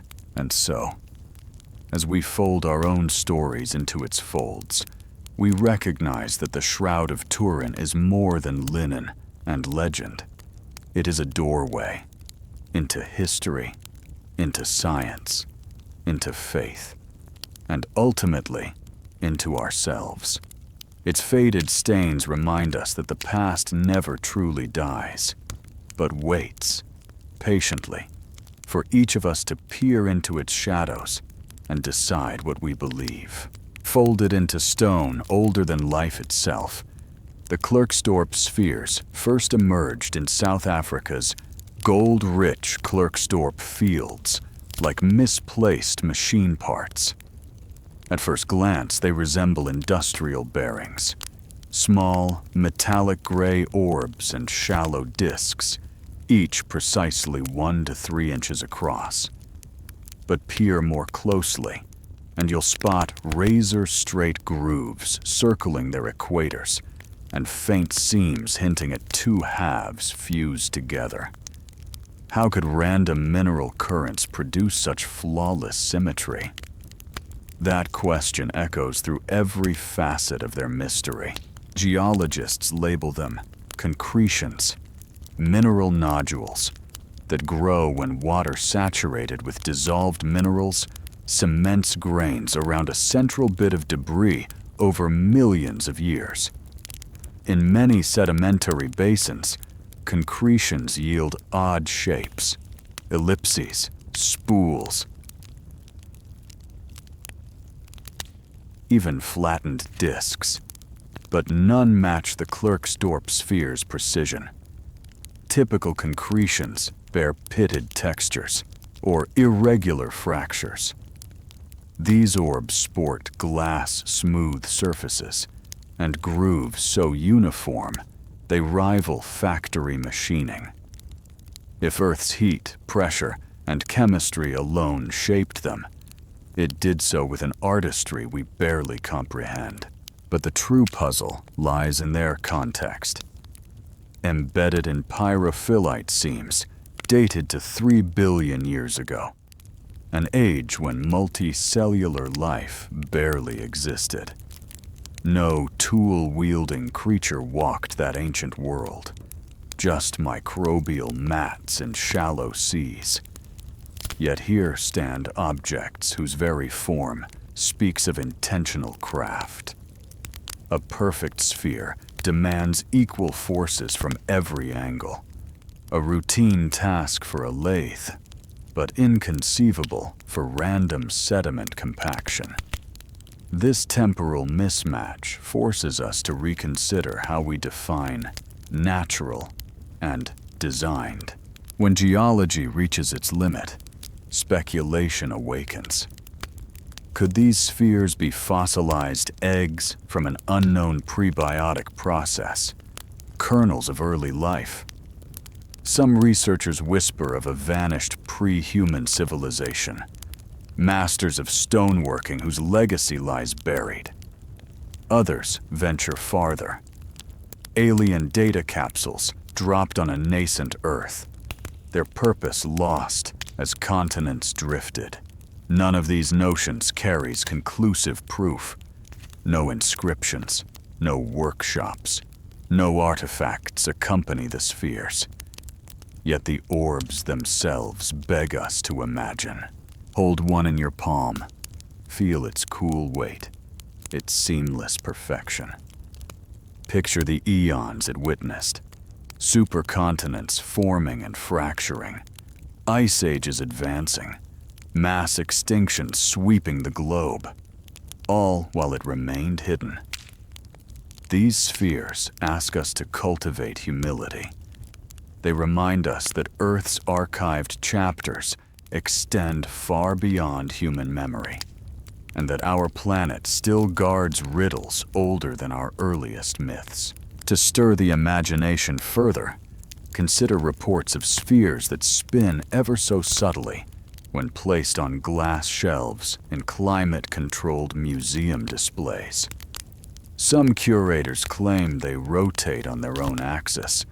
No touch, no mechanism, suggesting an internal balance point at odds with typical concretions.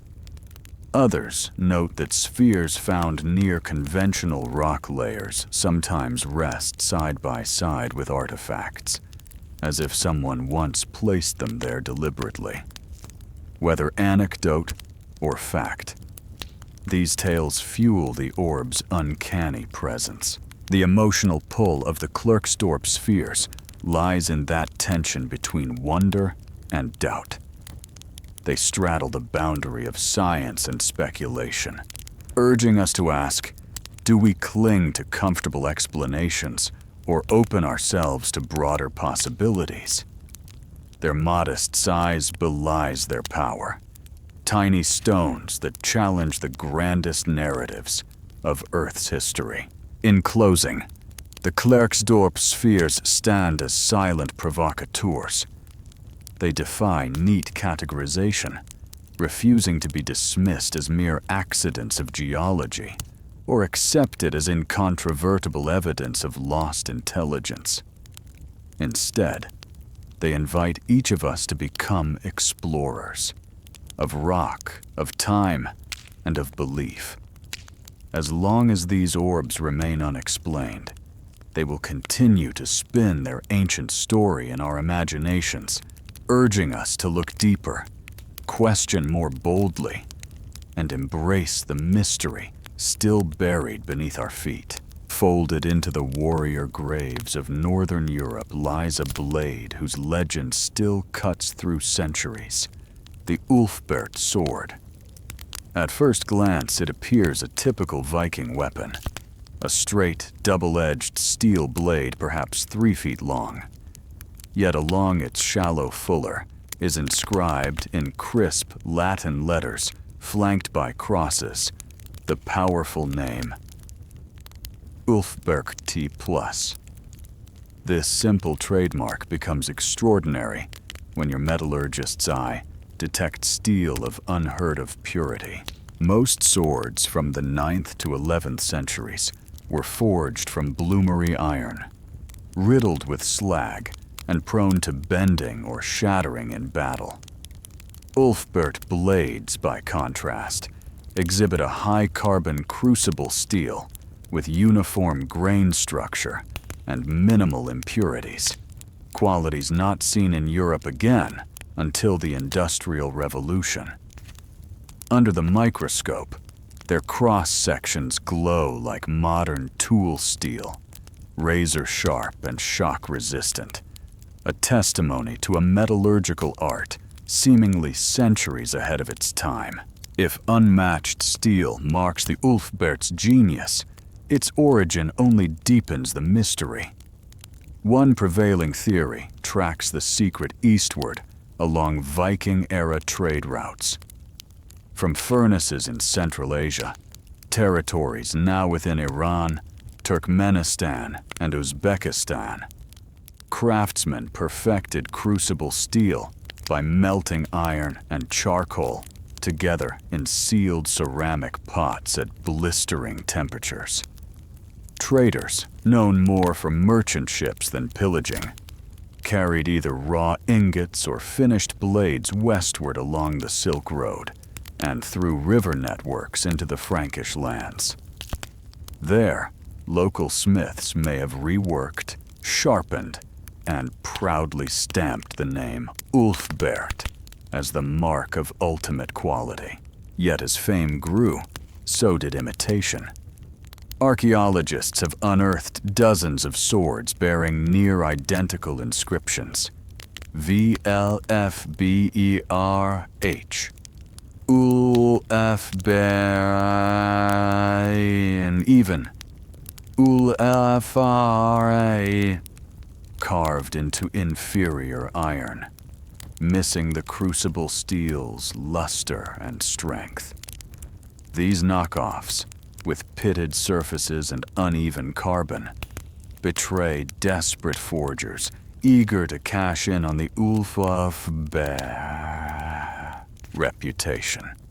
Their existence reveals that the true Ulfbert was exceedingly rare, coveted by chieftains and kings who knew that edge could mean victory or death. Who then was the original Ulfbert? No monastery records, no guild registries, no chronicles mention the swordsmith. Some historians speculate a secretive brotherhood, monastic or lay, protected the crucible method as a closely guarded tradition. Others point to ritual significance. The crosses flanking the name hint at blades consecrated for holy warriors, believed imbued with divine protection.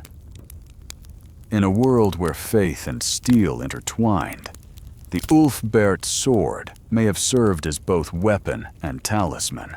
By the time Europe's next metallurgical leap arrived, the crucible technique had all but vanished. Fewer than 200 authentic Ulfbert specimens have surfaced, each drawn from elite burials across Scandinavia to the Rhineland, its name still echoing through museum halls. Imagine grasping one, the cool weight of its flawless blade, the steady balance honed by craftsmen whose names we may never know. The Ulfbert swords stand at the crossroads of innovation and mystery. They remind us that history's greatest leaps often arrive at the fringes of empire, carried not by conquerors alone, but by traders, pilgrims, and monks working in hidden forges. And in their enduring perfection lies an invitation to question what lost technologies still sleep beneath our feet, and which secrets vanished only to be rediscovered by those curious enough to look. In choosing to examine their story, we sharpen our own understanding of human ingenuity, discovering that sometimes the brightest sparks of progress glow most fiercely in the darkest corners of the past. Nestled in the dim archives of Hungary's National Library lies one of history's most baffling manuscripts, the Rohan Codex. At first glance, it resembles a medieval prayer book, over 400 thick vellum pages bound in worn leather. Yet every line of its flowing script defies classification.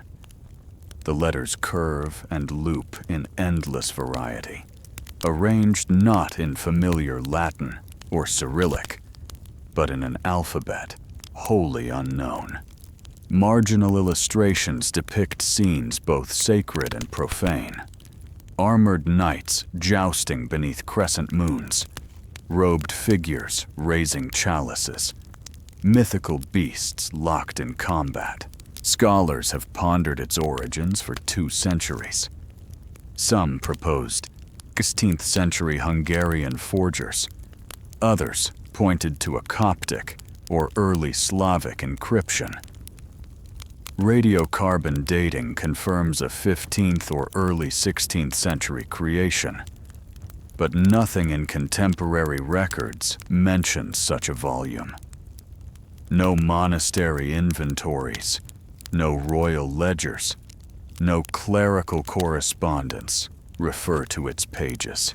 It appeared, seemingly out of nowhere, in the 1830s at the small church of Rohans, now Recknitz, and passed into private hands before being donated to Budapest.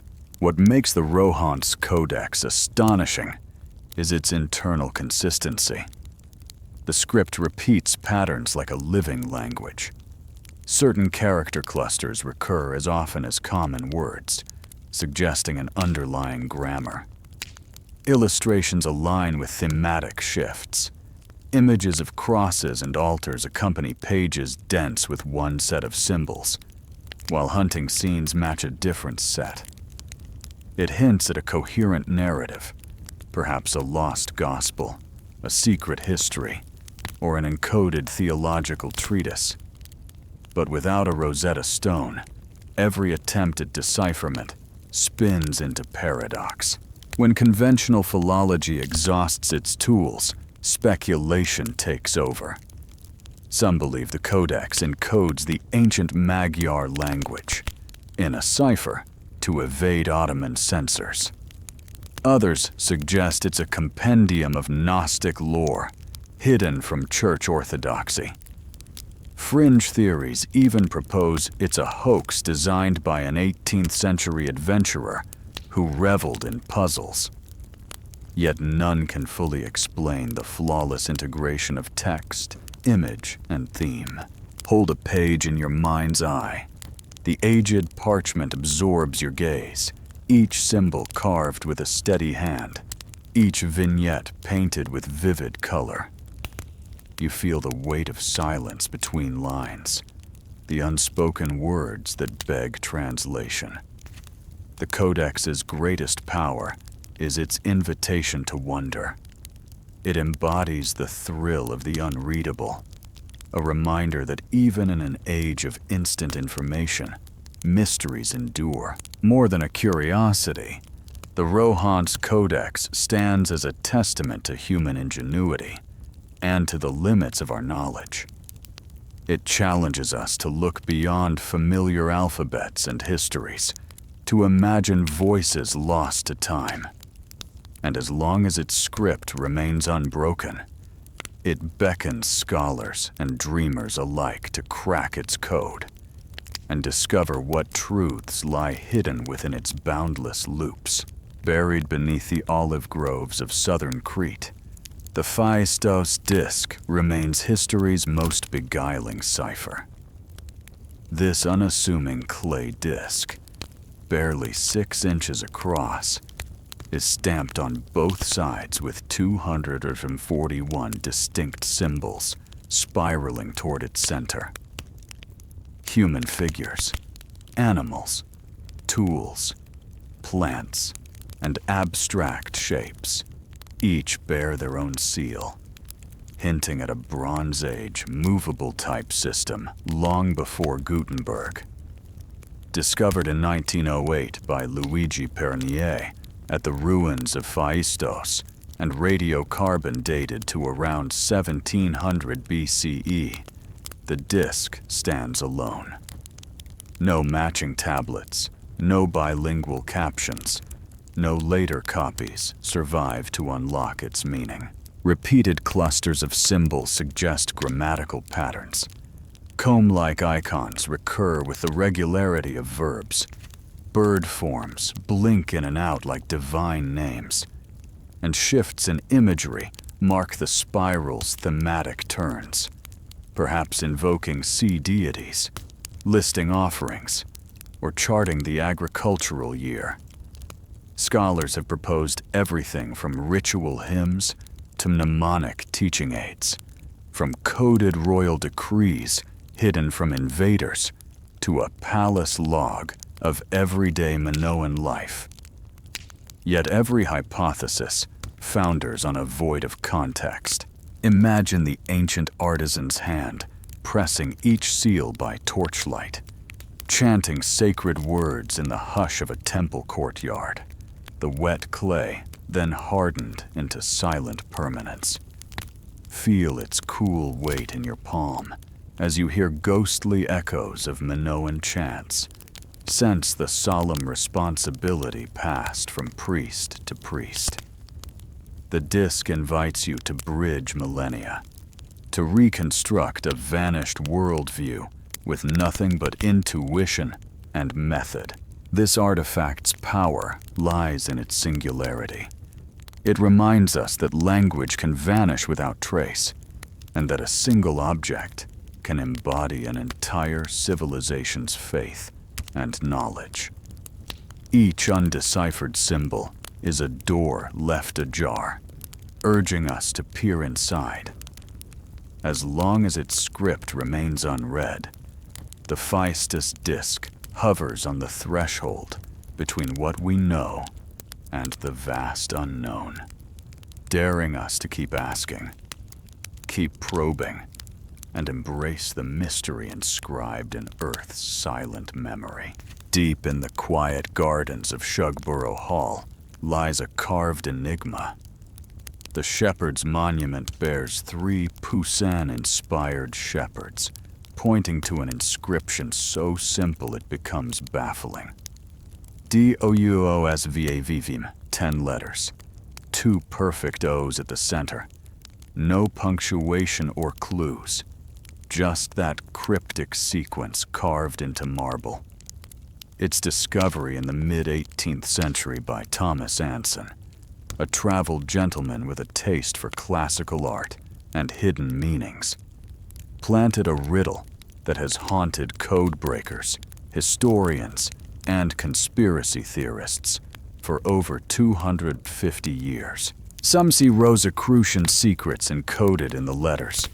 Others trace Masonic ciphers or Grail legends in the symmetry of the O's and V's. Yet none can produce contemporary records, diaries, or correspondence that explain why it sits there, framed by pastoral reliefs and serene fountains. Holding those 10 letters in your mind, you sense their pull. They echo like a siren's call to every curious eye, promising revelation, yet delivering only more questions. Were they meant as a private love note, an esoteric challenge, or a guide to lost knowledge waiting beyond Staffordshire's walls? As you walk away, the inscription follows you, its mute message echoing in your thoughts. A reminder that history hides its deepest secrets, not always beneath ground, but in plain sight, etched by hands long vanished, yet still speaking to our desire for mystery. We've journeyed through history's greatest unsolved mysteries, the Turin Shroud with it. If you love diving into these shadowy corners of our collective memory and want to uncover more enigmas, hit subscribe to Sleepy History Chronicles and ring the bell so you never miss a new video. Together, we'll keep chat.